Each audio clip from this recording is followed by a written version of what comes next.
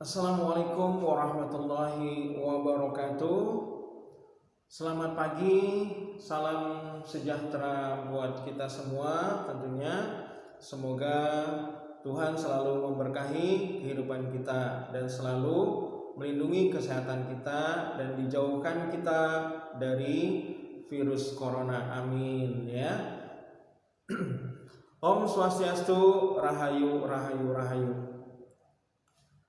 Baik para siswa yang berada di rumah yang sangat berbahagia, pada pagi hari ini sebelum kita kepada materi kimia tentunya ya, kita terlebih dahulu berdoa untuk supaya kita diberikan kemudahan oleh Tuhan Yang Maha Esa, oleh Allah Subhanahu wa taala.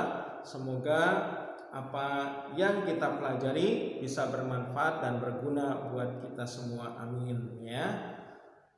Mari kita berdoa. Berdoa mulai.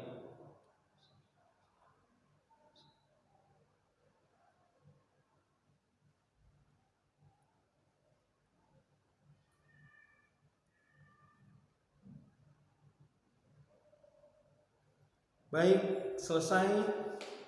Untuk para siswa yang berada di rumah, tetap diingatkan selama masa pandemi ini ya, diharapkan para siswa memperhatikan ya, tetap taat pada protokol kesehatan dan juga ingat selalu pada pesan ibu, yaitu menggunakan masker ya ketika kita berada di luar lingkungan rumah tentunya ya.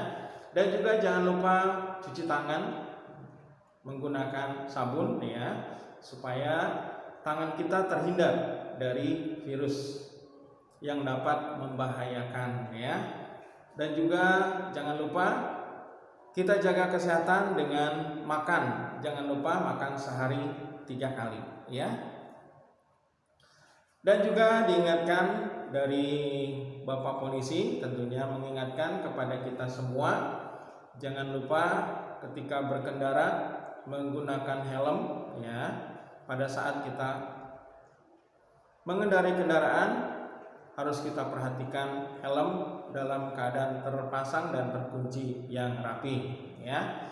Kemudian kendaraan juga harus kita cek, periksa lampu pada kendaraan, pada sen kanan dan sen kiri harus kita perhatikan nyala, lampu depan juga kita harus perhatikan, serta lampu belakang atau rem juga harus diperhatikan. Lampu ketika ke kanan menyala dan ketika kita berada di kiri juga harus menyala. Sampai pengereman juga kita harus perhatikan bahwa lampu dalam keadaan menyala. Jadi jangan sampai terjadi kecelakaan yang dapat mengakibatkan kematian pada kita semua ya. Nah, itu juga perlu diperhatikan, karena kalau kita berbelok ke kiri harus memberi tanda supaya pengendara di belakang kita bisa mengetahui bahwa kita akan berbelok ke kiri ataupun berbelok ke kanan. Kita juga harus memberikan tanda pada lampu kendaraan, yaitu lampu sen, supaya pengendara di belakang kita dapat mengetahui kendaraan kita kalau akan mengarah ke kanan, sehingga tidak terjadi kecelakaan yang membahayakan. Bahkan apabila terjadi pengereman mendadak, lampu kita juga akan menyala ya, sehingga pengendara di belakang kendaraan kita akan mengantisipasinya ya, jadi tidak terjadi kecelakaan.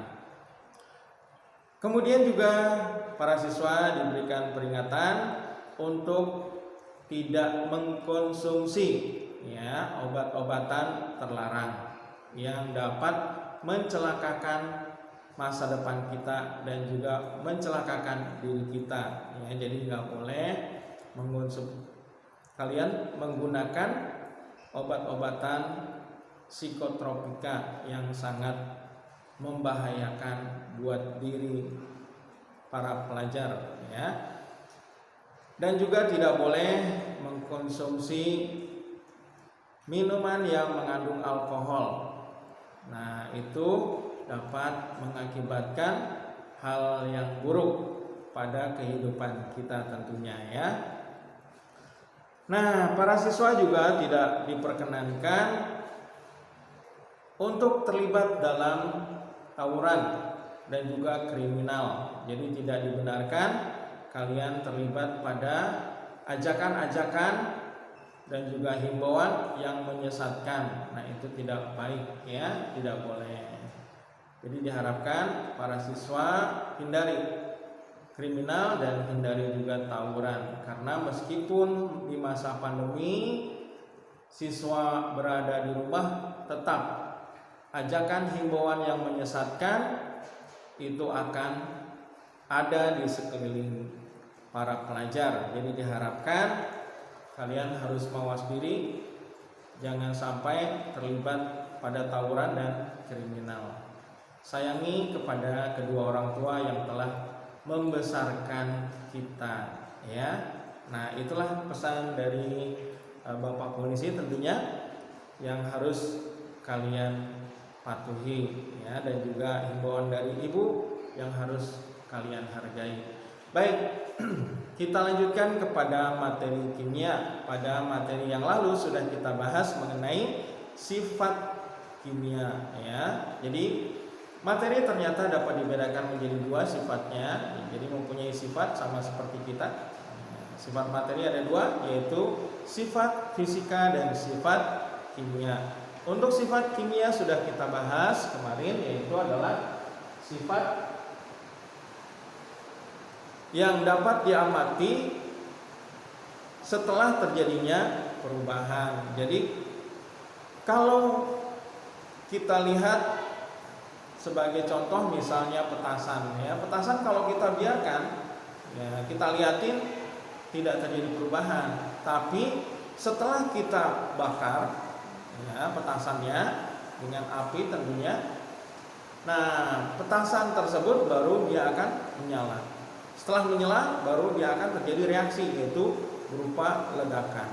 Nah, itu merupakan adalah sifat yang dapat diamati setelah terjadinya perubahan, di mana zat asalnya akan berubah menjadi zat baru. Nah, itu adalah namanya sifat kimia ya. Baik. Contoh pada sifat kimia itu adalah kereaktifan. Nah, kereaktifan itu adalah karena dia reaktif, artinya mudah untuk berikatan dengan unsur-unsur kimia lainnya, itu namanya kereaktifan. Jadi dia sangat aktif ya. Kemudian tingkat mudah terbakar. Jadi di sini bahan kimia mudah terbakar. Makanya pada kendaraan yang mengangkut bahan kimia yang mudah terbakar diberikan tanda ya, pada bagian samping kendaraannya ada logonya ya, yaitu berupa seperti api ya, seperti gambar api. Nah, itu adalah melambangkan atau logo tersebut menyatakan bahwa bahan yang diangkut mudah terbakar. Jadi kita tidak boleh mendekati dengan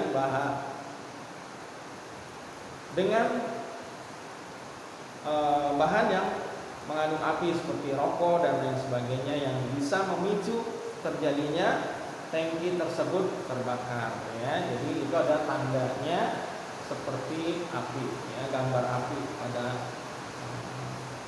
logonya tersebut ya, sehingga itu adalah memicu bahwa bahan tersebut mudah terbakar ya. Kemudian tingkat keasaman di sini karena bahan kimia ini sangat mudah terbakar ya, sangat mudah terbakar sehingga dia memiliki tingkat keasaman. Jadi ada dua, ada asam dan basa pada larutan kimia ya. Jadi ada keasaman dan tingkat kebasahan. Jadi asam dan basa. Kemudian kandungan racun. Jadi bahan kimia ini juga sangat beracun ya, sehingga sangat berbahaya. Maka pada bahan kimia yang mengandung racun itu juga dilambangkan ada sebuah gambarnya tengkorak, ya, yaitu tengkorak dengan tulang, ya, berwarna hitam. Nah, itu menandakan bahwa ini terdapat kandungan racun atau beracun, ya. Nah, baik.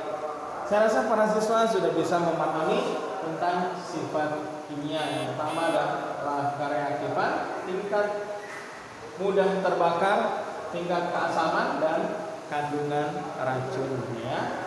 Nah, itu adalah sifat kimia. Baik, kita lanjutkan. Di mana materi selain memiliki sifat juga materi mengalami perubahan. Jadi pada perubahan materi di sini, ya, ternyata materi berdasarkan perubahannya dapat dibedakan menjadi dua macam, yaitu perubahan fisika dan perubahan kimia, ya. Nah, baik, kita uraikan satu persatu mengenai perubahan fisika. Yang pertama, ya, perubahan fisika adalah perubahan suatu materi yang tidak menghasilkan zat baru, di mana perubahan yang terjadi hanya bentuk, wujud, atau ukurannya saja, sedangkan sifatnya tidak berubah. Nah, itu adalah perubahan fisika. Jadi sifatnya tidak berubah, yang berubah yang mana? Bentuk, wujud, dan ukurannya saja, ya.